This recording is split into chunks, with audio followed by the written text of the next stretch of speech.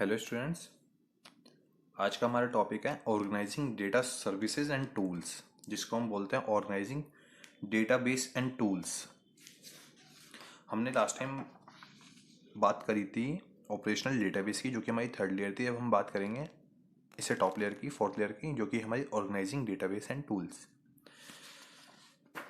Organising database and tools या organising data services and tools होता क्या है कि हम जितने भी टूल्स होते हैं, सर्विसेज होती हैं, जो भी स्टैक इम्प्लीमेंटेशन के लिए नीडेड होती हैं, उनको कैसे ऑर्गेनाइज करते हैं, कैसे उसको यूज़ करते हैं अपनी एल्गोरिथम को फुलफिल कराने के लिए और अपने बिग डेटा स्टैक को कंप्लीट कराने के लिए।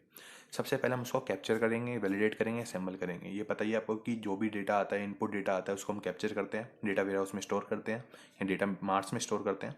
हम उसको वैलिडेट करते हैं कि डेटा सही है नहीं है, एक पर्टिकुलर सोर्सेज से आया नहीं आया, नॉन सोर्सेज से आना चाहिए डेटा, डेटा सही होना चाहिए। डेटा अगर सही नहीं हो तो उसको उसकी फॉर्म में लाते हैं, उसका पैटर्न फाइंड करते हैं उसके अंदर, फिर जो हमें आउटपुट निकलता है उसको हम असेंबल करते हैं। जब हमारे पास में असेंबल करने के पास में जो एक एक स्ट्रिक्ट पैटर्न में जो डेटा होता है, उसके ऊपर हम टूल्स एंड सर्विसेज का यूज़ करते हैं, एल्गोरिथम्स का यूज़ करते हैं, फिर हम आउटपुट रिजल्ट फाइंड करते हैं। अब वो रिजल्ट फाइंड करने के लिए हमें कुछ एल्गोरिथम्स की नीड होती है, जिनमें से एक है most popular map reduce engines. Map reduce engine में होता क्या है, ये हमारे बिग डेटा को ऑर्गेनाइज करती है ऑप्टिमाइज करके, और उस पर इनपुट लेके आउटपुट रिजल्ट फाइंड करती है। इसके दो पार्ट होते हैं, एक मैप और एक रिड्यूस। मैप का मतलब है मैपिंग करना, जो हमने जावा में या किसी भी लैंग्वेज में भी पढ़ी है कि मैपिंग कैसे करते हैं। रिड्यूस मतलब हो गया कि उसको तोड़ना, उसके बाद में फिर से उसको एग्रीगेशन करके हम उसका आउटपुट रिजल्ट देते हैं। अब हमें बात करनी है इन तीन कीवर्ड की, लेटेंसी, थ्रूपुट और ओवरहेड, जिसमें से लेटेंसी की हम पहले ही बात कर चुके हैं, जिसका मतलब होता है delay in execution of task. अगर हम बात करें लेटेंसी की, लेटेंसी होता है कि किसी भी टास्क में जितना डिले होता है उस एग्जीक्यूट होने में, उसको कहते हैं हम लेटेंसी। थ्रूपुट क्या होता है? अगर हम थ्रूपुट की बात करें तो थ्रूपुट होता है work done, work done per unit time, कि अगर हम बात करें पर यूनिट टाइम के अंदर कितना वर्क डन हुआ है, उसको हम कहेंगे थ्रूपुट। ओवरहेड का मतलब क्या होता है? किसी भी टास्क को एग्जीक्यूट करने के लिए कितने रिसोर्सेज की नीड है, रिसोर्सेज की नीड, रिसोर्सेज नीड। अब लेटेंसी कम होनी चाहिए, मतलब किसी भी टास्क को एग्जीक्यूट होने में डिले कम होना चाहिए, तो लेस डिले होना चाहिए इन एग्जीक्यूशन ऑफ टास्क में। थ्रूपुट, थ्रूपुट क्या होता है? ज़्यादा होना चाहिए, वर्क डन ज़्यादा होना चाहिए पर यूनिट टाइम में। ओवरहेड, ओवरहेड कम क्यों होना चाहिए? हमें कम रिसोर्स नीड क्यों होनी चाहिए? मतलब किसी भी टास्क को अगर हम एग्जीक्यूट कर रहे हैं तो हम कोशिश करनी चाहिए हमें कि ये टास्क कम से कम रिसोर्सेज में ख़त्म हो जाए।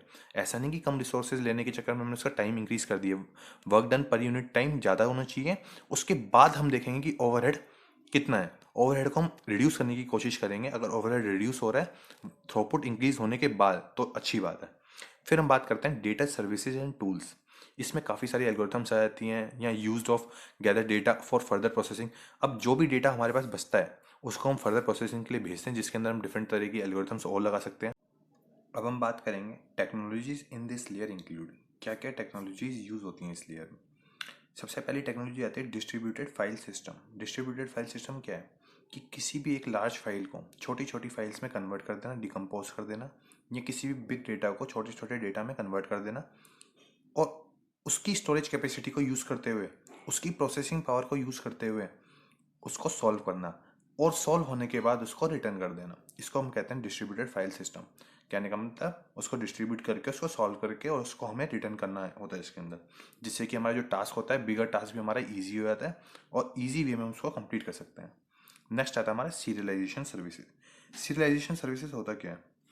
सीरियलाइजेशन सर्विसेज होता है जिसमें हमें डेटा स्टोरेज करने के लिए उसको एक सीरियलाइज्ड वे में अरेंज करना पड़ता है, जब परसिस्टेंट डेटा स्टोरेज की हमें ज़रूरत पड़ती है। परसिस्टेंट डेटा स्टोरेज में इसकी यूजेस ज़रूरत पड़ती है। अब आता है कोऑर्डिनेशन सर्विसेज। कोऑर्डिनेशन सर्विसेज होता क्या है? अगर हमें डिस्ट्रीब्यूटेड एप्लीकेशन बनानी है तो हमें कोऑर्डिनेशन सर्विसेज की ज़रूरत पड़ती है। इसकी हमें ज़रूरत पड़ती है necessary for building distributed services. Extract transform and load ETL tools, ये आपको पता ही है कि हम डेटा को कैसे एक्सट्रैक्ट करते हैं, फिर ट्रांसफॉर्म करते हैं और फिर उसको लोड करते हैं और आउटपुट निकालते हैं। ये सारे हम टूल्स की डिफरेंट डिफरेंट टूल्स की हेल्प से करते हैं। ये कन्वर्जन करने के लिए होता है अनस्ट्रक्चर्ड डेटा को स्ट्रक्चर्ड डेटाबेस में हडूप के अंदर। और जब हम अनस्ट्रक्चर्ड डेटाबेस को स्ट्रक्चर्ड में या किसी एक पर्टिकुलर स्ट्रक्चर्ड फॉर्मेट में कन्वर्ट करते हैं तो हमें एक्सट्रैक्ट ट्रांसफॉर्म एंड लोड का ETL टूल्स लगाने पड़ते हैं। तो इसी को हम अनस्ट्रक्चर्ड या सेमी स्ट्रक्चर्ड को जब स्ट्रक्चर्ड में करते हैं तो इसी के लिए टूल्स यूज होते हैं। टूल्स में आता है इंटीग्रेट, ट्रांसलेशन एंड नॉर्मलाइजेशन।